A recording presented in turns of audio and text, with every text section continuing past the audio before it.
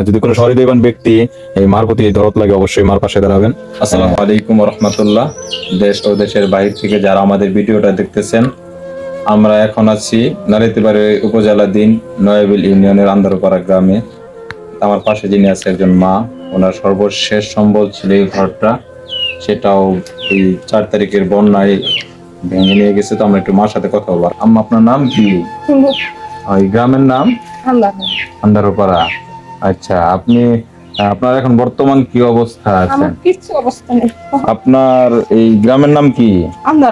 আন্দারপাড়া। আচ্ছা, আপনার ছেলে মেয়ে কয়জন? এদের কি সামর্থ্য বা আপনার সামর্থ্য আছে এই ঘরটা করার মতো?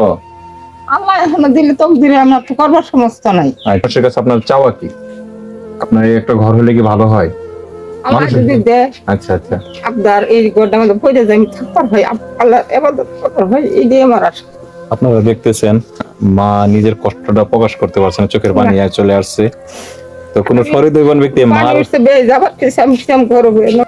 যদি কোনো সহৃদয়বান ব্যক্তি এই মার প্রতি দরদ লাগে অবশ্যই মার পাশে দাঁড়াবেন।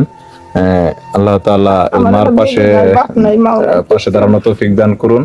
সকলের কাছে করজোড়ে আবেদন রাখবো, আপনারও মা আছে, আমার মায়ের মতো একজন মুরব্বী, ওনার এই অবস্থা সর্বশেষ সম্বলটা বন্যায় নিয়ে গেছে। তাই সারা বাংলাদেশের সকল মানুষের কাছে, প্রবাস এবং সারা বাংলাদেশে যারা মানবতার কাজ করেন, যারা দানবীর, তাদের কাছে অনুরোধ রাখবো এই মার পাশে দাঁড়ান।